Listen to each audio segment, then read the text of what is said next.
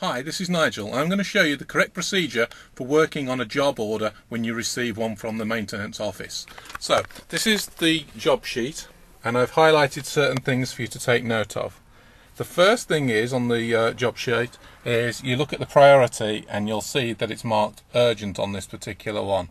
You can see that Marion authorised it, and then you'll see the name of the contractor here who it's been given to. So in this case it's me.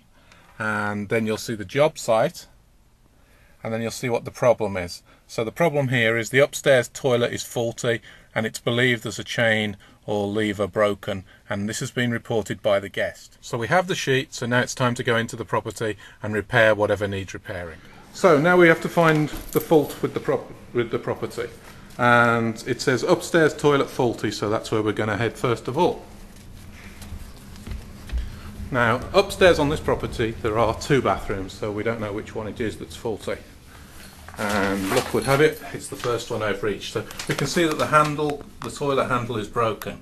Now this one is a little bit of a problem to get to because of this ledge here. But not a problem really, all we need to do now is go into it.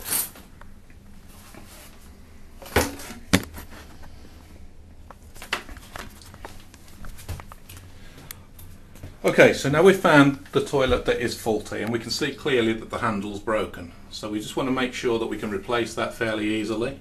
So what we do is we actually remove the toilet lid and place that down in a safe and secure place, and then we peer in and we can see that yes, the handle has broken itself. So what we need to do to fix this one is just replace the handle, which is a fairly simple job. And to replace the handle we undo this screw here. Sometimes it's hand tight, but I'm going to need some tools to do that, and then we just put a new handle on.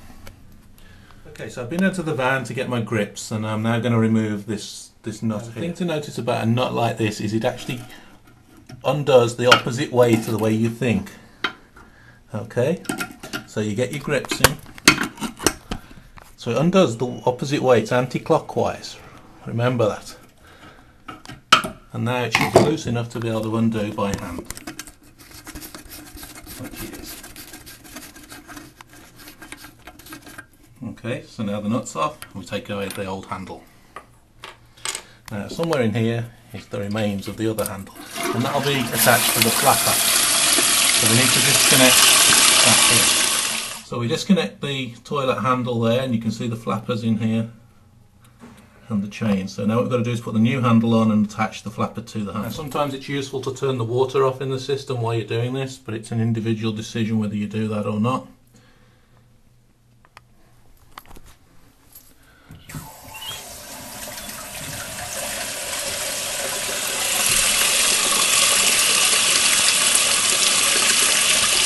Now once you've replaced the handle, make sure that everything works correctly. Okay, so now the cistern is refilled with water, it's time to check to make sure the flap works.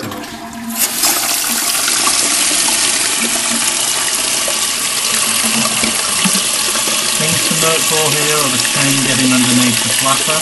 That can be a problem, so you might need to tighten the chain up a little bit. But in this case it's working perfectly. So job done. Once you replace the cistern lid, make sure you clean up everything. So there's likely to be a few spots of water around. Make sure you clean the toilet seat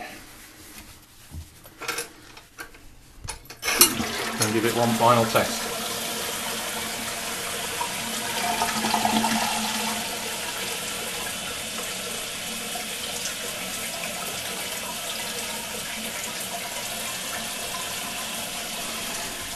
So we're done in the house now, but one final thing we need to do is check all the other bathrooms and make sure the toilet handles are fine in those.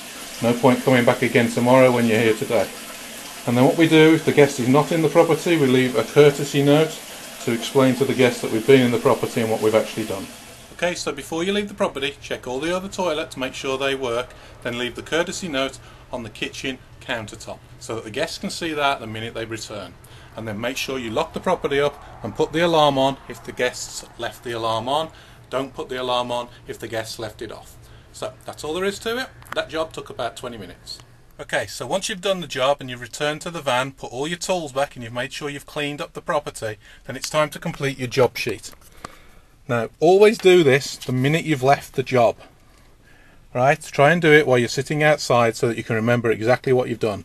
So under here you'll see a part that says work performed. And the work performed was we replaced the toilet handle.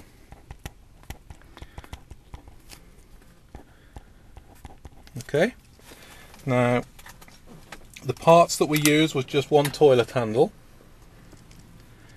So we put that on there. Parts 1 times toilet handle. Okay, and then we put down here where work started. This was 11:05 AM and today's date is the 12th of October. So I always write the date this way, 12/09, because with the American and the English system it's very easy to reverse or get dates out of order. So if you get in the habit of writing the month in 3 digits or 3 letters, then that's an easier way of doing it. Then the work was completed, and this one was a more difficult job because there was a ledge in the way of the toilet. Then the work completed was at 11:30 AM, so it took us 25 minutes to replace that toilet handle. Now normally it wouldn't take that long to replace a toilet handle, but this one did because there was actually a ledge in the way. So that work was finished at 11:30 on the 12th of October. The total parts we can fill in if we've had to go out and get parts, otherwise if they've come out of our stock because we've previously bought the parts, then we can put that in. The total labour therefore would be 25 minutes. And then you need to sign who it was done by, and in this case it was done by me. So I put my initials, you may need to put your full name there. Depends what the office requires. So that job is now done, and that's all there really is to it. So make sure that you use the correct procedure, that you fill the paperwork in, and that you do it on site. Make sure that you leave the site spotlessly clean. In fact, make it cleaner than when you first found the site. We always want to impress our guests, and we always want to make sure that we do things properly. And remember, just before you go, have you filled out the courtesy note and left it in the property so that the guest knows that you've been and what you've actually done.